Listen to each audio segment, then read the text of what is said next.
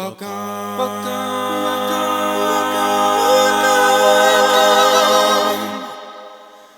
to 50 Shades of Shuttle with Ida Levine.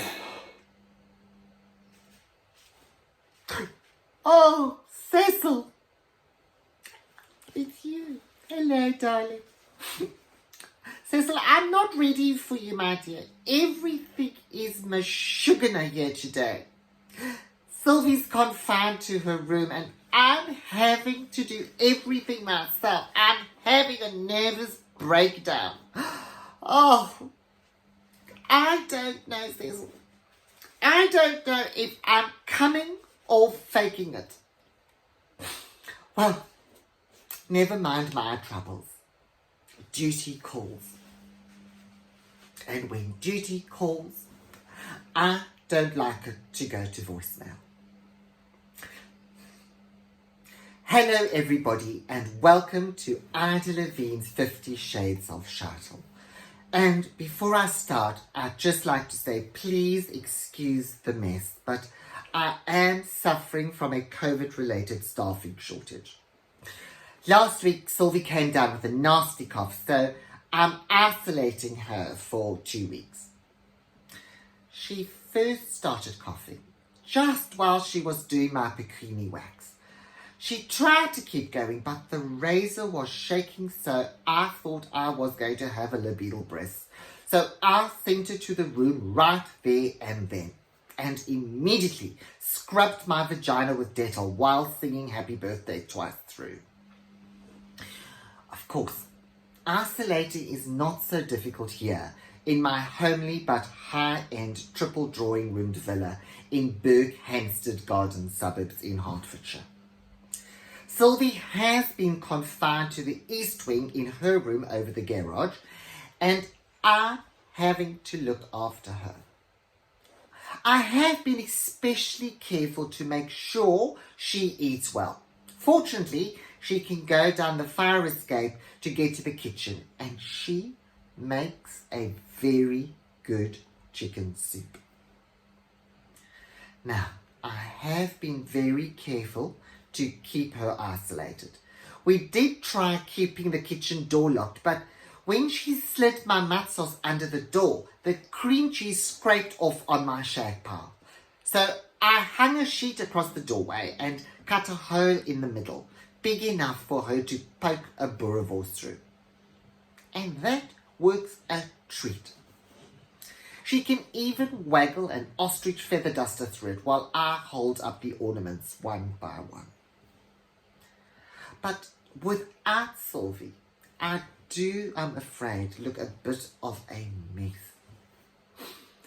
She is my glam squad, don't tell anybody.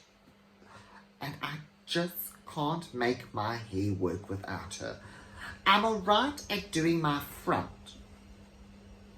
but I do need her clever hands at my rear. That's why I am sporting her doek today. Though I am worried she might be sleeping in one of my rugs.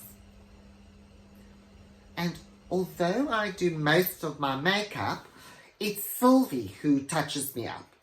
You know, she has very delicate technique for someone with such fat wrists. I've tried putting my eye up to the hole in the sheet, but she couldn't see where to apply the mascara and she ended up blacking out my eyeball. I did try to get Pele, my gardener from Rio, to do it, but although he's very clever with his hands, it's not quite the same. But enough about my tribulations. I'm sure there are people in the world who are even worse off than what I am. And I believe my job is to bring you light relief during these dark days. So I like to present my podcast in a jugular vein.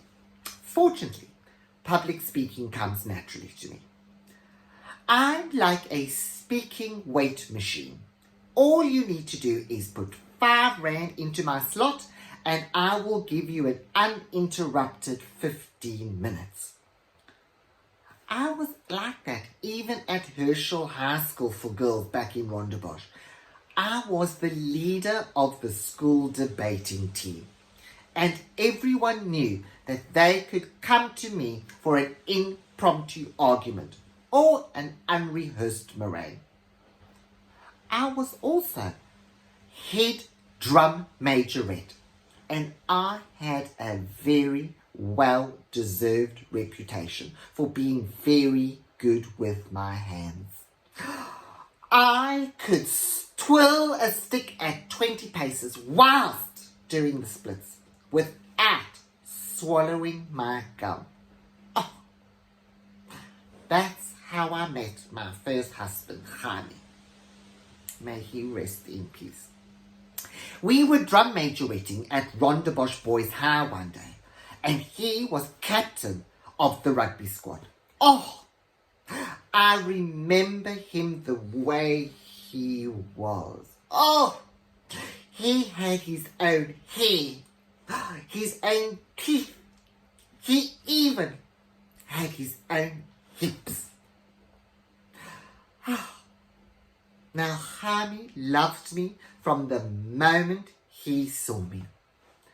Not only was I a nice Jewish girl that he could take home to his parents, but in public, I was a virgin. But that's all ancient history. Now, it's time for Sylvie to have her vaporizing treatment, and I haven't heard her put the kettle on yet, so I'd better go see if she's up. So goodbye for now, and tune in next week for the next episode of Ida Levine's 50 Shades of Scheitel, when I shall be asking the question whether Jacob Zuma has been employed by Boris Johnson to compile the UK's COVID statistics. Right. Cecil, sweetie, it's time to twiddle your switch now. Have you got a hand free? Let me see your hands. Perfect, Cecil. Goodbye, everybody, and see you next week. Sylvie! For God's sake, stop coughing up that bloody phlegm and stop putting on the milk for my milk tart, for God's sake. I like a bit of custard tart. Oh, sweet to God. I'm going to get a lung in that kitchen any minute now.